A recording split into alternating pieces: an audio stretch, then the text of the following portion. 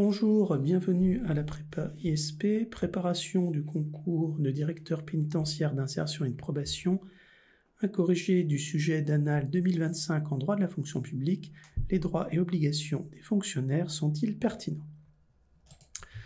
On va procéder en 3 temps, déjà on fera une brève analyse du sujet, ensuite on verra les éléments qu'il était important de mobiliser pour répondre à cette question, et enfin dans un dernier temps, je vous proposerai un corrigé sous forme de plan détaillé. Alors, les obligations et devoirs des fonctionnaires sont-ils pertinents? Tout d'abord, on va lever une ambiguïté. La distinction entre obligations et devoirs ne me semblait pas de nature à pouvoir justifier une distinction, puisqu'en effet, les devoirs se comprennent comme des obligations, les deux termes étant assez largement équivalents. Le sujet, tel qu'il figurait de prime abord, pouvait sembler être une déclinaison d'un des points du programme, qui, je le rappelle, au point 8, le régime disciplinaire du fonctionnaire, rappelle dans son premier point les obligations du fonctionnaire avant, justement, d'introduire le régime disciplinaire. À cet égard se posait une première question, faut-il inclure ou non les sanctions? En fait, les sanctions sont certes la sanction du non-respect des obligations, mais si telle avait été la volonté des concepteurs du sujet, il y aurait eu les obligations et la sanction de leur méconnaissance. Alors bien sûr, vous allez me dire que par le renvoi au mot pertinence, on peut se demander s'il faut les sanctionner. Toute obligation non assortie de sanctions est largement inefficiente. Elle devient dans ce cas-là une recommandation. Donc pour moi, ce n'était pas sur le terrain des sanctions qu'on attendait de différencier les candidats. On attendait bien effectivement de lister toutes ces obligations, et l'une des difficultés du sujet était justement de voir comment présenter un tel sujet sous une forme dynamique, pertinente, pour pas que ça ne ressemble à un catalogue tel qu'il pouvait figurer dans le support de cours. Par ailleurs, il y a d'autres obligations qui ne figurent pas explicitement. Toute activité du fonctionnaire pouvant, si elle est méconnue, donner lieu à obligation, par exemple la non-envoi de la feuille, par exemple la non-transmission de l'arrêt du travail dans les délais impartis, le refus d'une contre-visite, je vous prends quelques exemples pour un congé maladie.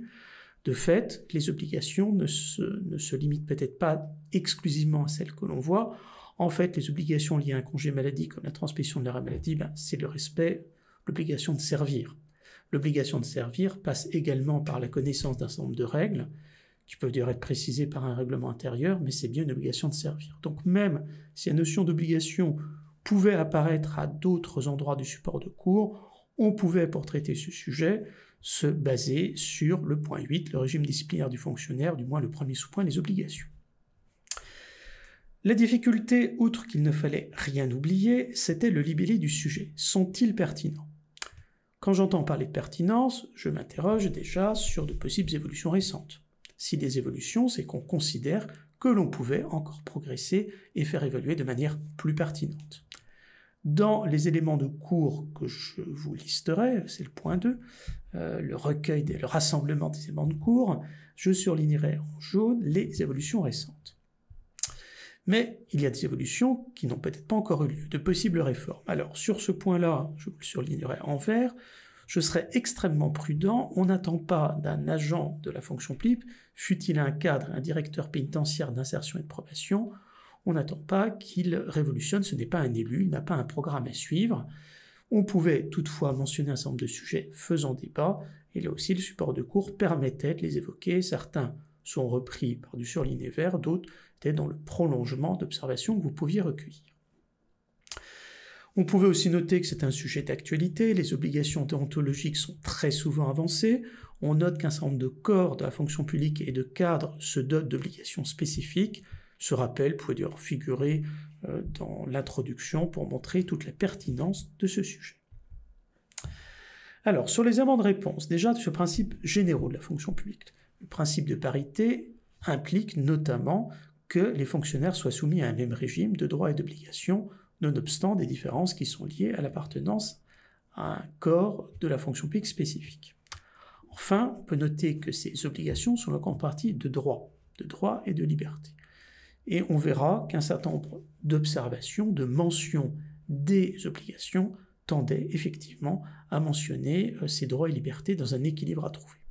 Cette remarque est intéressante car quand il s'agira de définir une problématique, toute dissertation doit avoir une problématique, cet équilibre entre droit et liberté, ou en d'autres termes, entre les droits de l'agent, mais aussi des obligations découlant des missions spécifiques d'administration, c'est cette tension qui servira en fait de fil conducteur pour une problématique. Alors, si on revient à l'extrait du cours sur les obligations, je ne parle pas des obligations au sens civiliste du terme, pour ceux qui ont fait du droit civil, mais sur les obligations juridiques qui s'imposent à l'agent.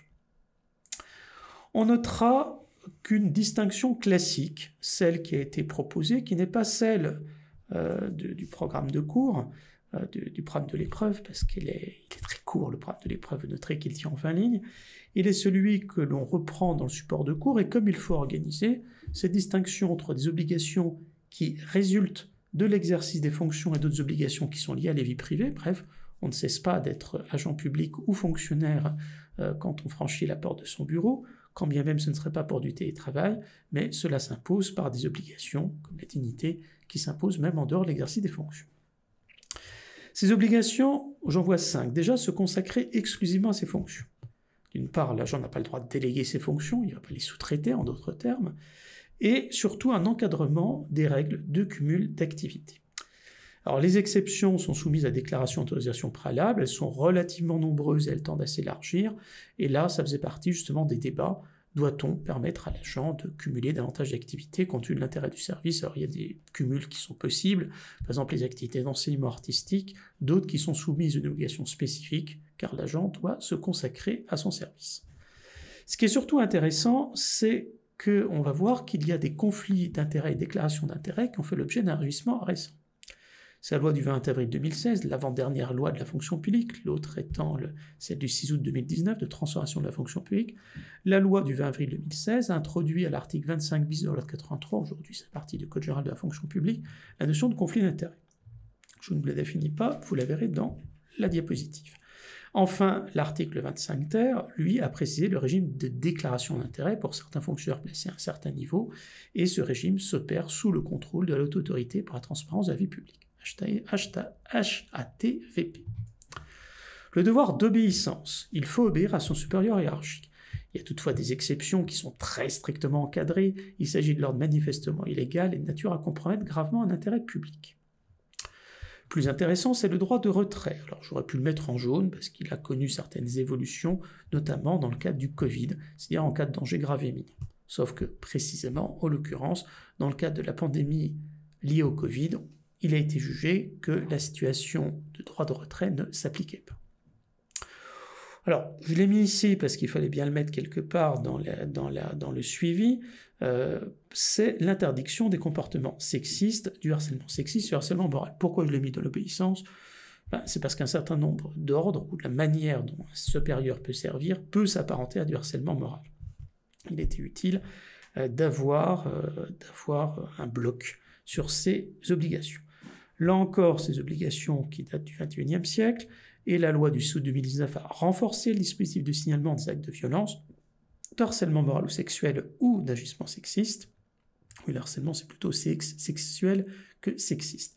Dans le cadre des plans d'égalité professionnelle, plans d'action égalité professionnelle que doivent mettre en place tous les employeurs publics.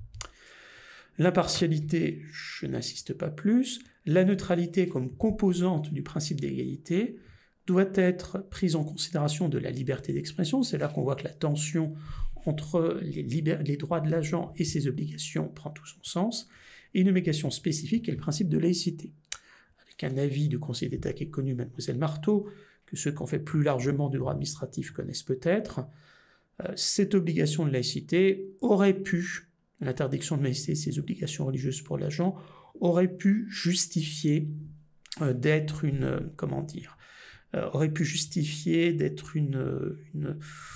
disposition nouvelle, un principe d'actualité. Elle a toutefois connu relativement moins d'évolution que par exemple la prévention et la répression du harcèlement sexuel, du harcèlement moral et des agissements sexistes.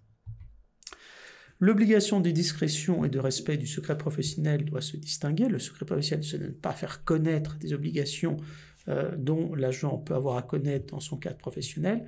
La discrétion, c'est dans l'intérêt du service pour protéger un secret de l'administration, c'est par exemple d'expression face aux journalistes. Un élément ancien, c'est l'article 40, et plus spécifiquement 40-2 du Code de procédure pénale, que je cite, certains d'entre vous sont peut-être des pénalistes, l'obligation de dénoncer au procureur de la République les crimes et délits dans toute autorité constituée, tout officier public ou fonctionnaire acquis la connaissance de l'exercice de ses fonctions.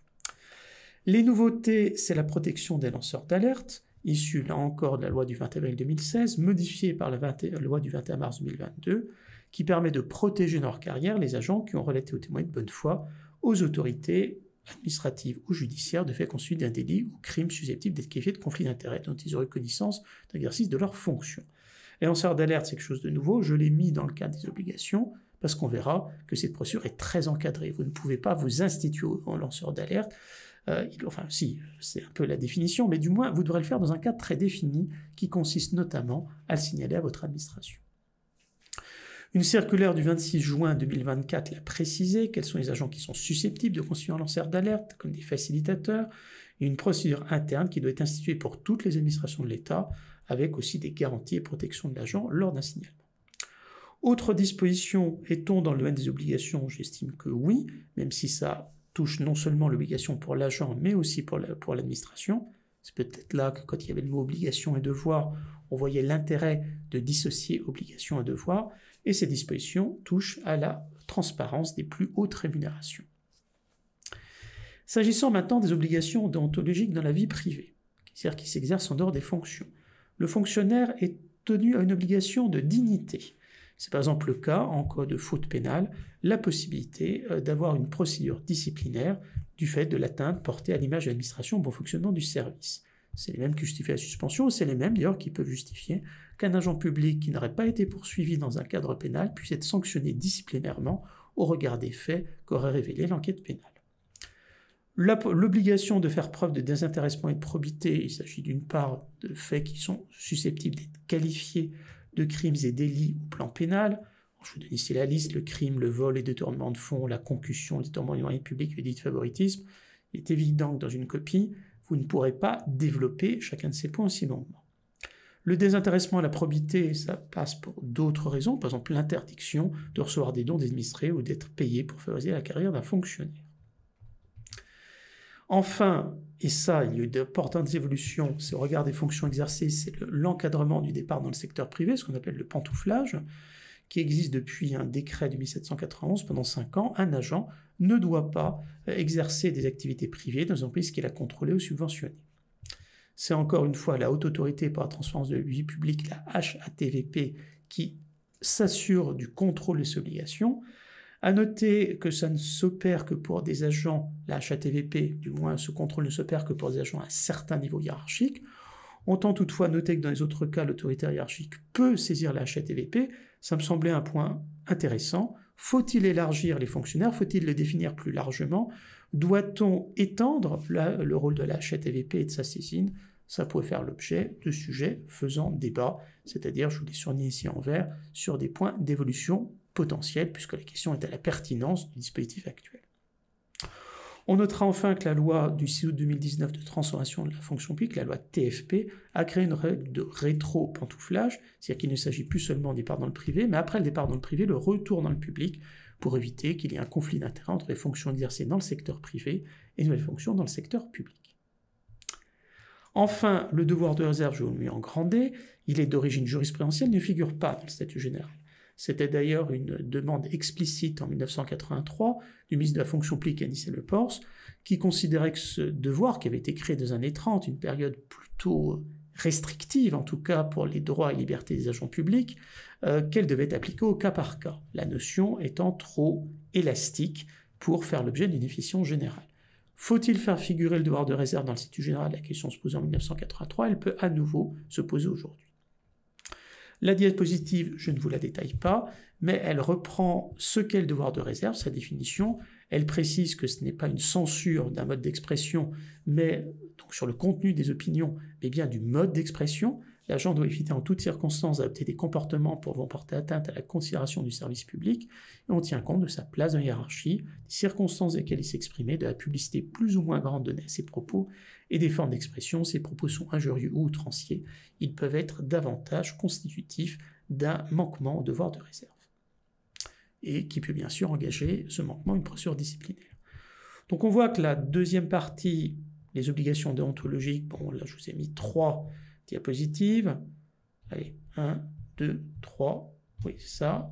Le grand 1, 1, 2, 3, 4, 4,5. Ça faisait un certain équilibre. Et en fait, dans le plan, quand il faudra déjà faire un plan déjà descriptif, on attend de lister l'ensemble des obligations, j'opérais cette distinction entre obligations dans le cadre des fonctions exercées et obligations dans le cadre de la vie privée. Une proposition de plan, assez brièvement, tout d'abord, il faut une introduction avec une accroche. Une accroche, c'est pourquoi le sujet est intéressant. Vous évitez de reprendre quelque chose qui figure dans votre copie, sinon vous tuez l'effet de surprise. Moi, ce que je vous propose, c'est de rappeler que dans le cadre du télétravail, on a une nouvelle modalité d'organisation. Elle a ensuite entraîné le droit à la déconnexion, qui est aussi une évolution récente, donc qui montre que le télétravail s'est posé, et notamment comment les contreparties, c'est-à-dire que le télétravail n'abrogeait évidemment pas l'obligation de service, simplement elle était exercée différemment, et que les modalités de contrôle, la possibilité pour l'agent de se déconnecter, nécessitaient un encadrement. Donc l'exercice d'obligation est une question d'actualité et qui est encore apparue à l'occasion de la pandémie de virus grippal et de la généralisation du télétravail, mais également du droit à la déconnexion qui s'est en suivi. Bref, les obligations peuvent porter sur le contrôle. La problématique, déjà, vise à délimiter le sujet, c'est-à-dire que la nature même du travail effectué implique des obligations, par exemple la transmission des arrêts maladie, que je remets dans l'obligation de servir. Rappeler que ces contreparties sont l'obligation de droit, et surtout, cette problématique que je vous ai signalée déjà plus haut, quel équilibre peut-on trouver entre la définition et la mise en œuvre des obligations? En effet, d'une part, il y a la liberté des agents. Déjà, ce sont des citoyens, c'est la liberté d'expression, on l'a vu pour le devoir de réserve, mais ce sont également des travailleurs. Tout régime qui serait attentatoire aux droits et libertés des salariés, c'est là que l'influence du Code du travail est importante, serait censuré. Donc d'une part, les droits des agents, d'autre part, les intérêts de l'administration qui servent l'intérêt général, d'où par exemple les sanctions des comportements qui portent atteinte à l'image du service ou à l'intérêt de général service et au service public, le service public que représente, qu'incarne, que met en œuvre l'administration. Donc une introduction en 3 temps, une accroche, l'intérêt du sujet, je vous en ai proposé une, bien sûr il peut y en avoir d'autres, une problématique qui recadre le sujet, et enfin une annonce du plan. Ce plan va déjà rendre compte qu'il y a un cadre étendu d'obligations tant dans l'exercice des fonctions que dans la vie privée. Donc le grand A rappellera qu'un certain nombre d'obligations traditionnelles dans l'exercice des fonctions qui rappellent que le fonctionnaire est un agent de l'État pour la conduite de service public dans un but d'intérêt général. Enfin, les obligations qui sont tendues à la vie privée, il y a une certaine logique à en parler après parce que c'est des obligations qui sont plutôt plus récentes. Ces extensions sont à la fois dans l'intérêt de l'administration et pour protéger l'agent. Le grand 2, c'est un cadre évolutif, donc on verra dans un grand A un certain nombre d'évolutions récentes qui prend en compte les évolutions sociales et les attentes de l'opinion, mais quand vous dites cadre évolutif, vous permettez dans votre intitulé d'évoquer un certain nombre d'évolutions possibles. D'une part, un renforcement répondant à une exigence accrue de protection des intérêts publics et des personnes. Là, la difficulté du sujet, c'était de pouvoir rassembler un certain nombre d'éléments. Ces éléments, ça correspond à des attentes de l'opinion publique, ça correspond aussi à une protection des intérêts de l'administration, mais aussi à la protection des personnes. Sur le harcèlement moral et le harcèlement sexuel, il s'agit aussi de protéger les victimes qui sont des personnes qui peuvent être des agents de l'administration ou d'autres personnes. C'est là que j'aurais mis un accent sur 4 points. Le régime des conflits d'intérêts et déclarations d'intérêts, la lutte contre le harcèlement moral, le harcèlement sexuel et les agissements sexistes, le régime des lanceurs d'alerte et enfin l'encadrement du rétro-pantouflage. S'agissant des évolutions qui était la dernière sous-partie de la dernière partie qui peut être un peu plus brève, même s'il faut essayer d'avoir un certain équilibre entre les sous-parties. Je l'ai intitulé de façon assez simple « Des sujets faisant des débats et des marges de progrès pour une fonction publique exemplaire ». Ce qui est intéressant, ce n'est pas le début de la sous-partie qui est très passe-partout, mais l'idée d'exemplarité de la fonction publique. On a vu plusieurs. Faut-il inscrire le devoir de réserve dans la loi? Et vous pouviez à cette occasion rappeler son origine jurisprudentielle, les débats de 1983 d'Enis et Lepors, considérant, ministre de la fonction publique, considérant que ça n'avait pas à figurer dans la loi, mais à faire l'objet d'une casuistique, d'une appréciation cas par cas, et aujourd'hui des obligations qui sont plus larges, et qui d'ailleurs se justifient par des codes déontologiques spécifiques à certaines professions pour de futurs directeurs de l'administration pénitentiaire, du service pénitentiaire d'insertion et de probation, ces obligations déontologiques spécifiques prennent évidemment tout leur sens et pouvaient être citées. Il faut, d'autre part, doit-on renforcer le régime de déclaration d'intérêt et du contrôle du pantouflage? C'est le sens de l'histoire, on ne va pas dire qu'il faut les atténuer. Si vous le faites, écoutez, c'est essayer de dire que peut-être que des agents d'encadrement doivent être définis plus largement, vous pouvez prendre d'autres critères, notamment les contacts avec le public. Enfin, la lutte plus efficace contre le harcèlement, ça peut passer, et le cours le proposait déjà, par une saisine plus systématique du médiateur, par le rappellement du signalement à l'administration de son obligation de protéger la victime. Là, on était plus dans la pratique que nécessairement l'évolution. Le harcèlement sexuel et le harcèlement moral ont fait l'objet d'évolution. Aujourd'hui, les dispositions tendent plus à la mise en œuvre, à la connaissance des dispositifs et à la déclinaison des obligations par l'administration. En conclusion, on pouvait rappeler que les obligations sont des contreparties de droit. Ces contreparties sont plus exigeantes que dans le secteur privé du fait même de la nature de l'administration et sont l'objet d'un certain nombre de débats avec des évolutions opérées depuis les lois de 2016 et 2019 et de possibles évolutions, notamment sur les obligations déontologiques, s'il s'agisse du devoir de réserve ou du contrôle du pantouflage. Enfin, l'ouverture pouvait justement prendre l'autre point du programme qui ici n'avait pas été signalé mais prenait évidemment toute son importance, le régime disciplinaire, dire qu'il y a un régime disciplinaire qui sanctionne les atteintes aux obligations sous le contrôle du juge administratif, qui effectuera notamment une appréciation au cas par cas de la proportionnalité des sanctions. On n'attendait pas sur ce type de sujet que le régime disciplinaire soit un point direct de la question. Pour moi, c'était une question connexe. Par contre, l'évoquer en ouverture, en fin de conclusion, me semblait tout à fait approprié. Voilà ce que je pouvais vous dire pour ce sujet, qui n'était pas extrêmement difficile. La vraie difficulté résultait dans ne pas oublier une partie des obligations, de pouvoir les regrouper de façon logique. Je pensais notamment sur, par exemple, l'obligation, par exemple, de servir, l'obligation de loyauté, qui pouvait aussi être évoquée, bien sûr, une présentation différente était tout à fait possible. Voilà, écoutez, je vous souhaite bon courage et peut-être à bientôt à la prépa ISP à partir d'éléments, je le signale, qui ont été pris du support de cours. Donc, vous avez un petit aperçu résumé. Il ne s'agissait pas, dans un cadre d'une vidéo d'une vingtaine de minutes, de vous faire quelque chose d'exhaustif, mais ça vous donne une idée du type de plan que nous adoptons avec des focus sur des points, notamment de débat, y compris sur les périodes les plus récentes, comme la circulaire de 2024 sur les lanceurs d'alerte. Voilà, je vous souhaite bon courage et bonne continuation. Au revoir.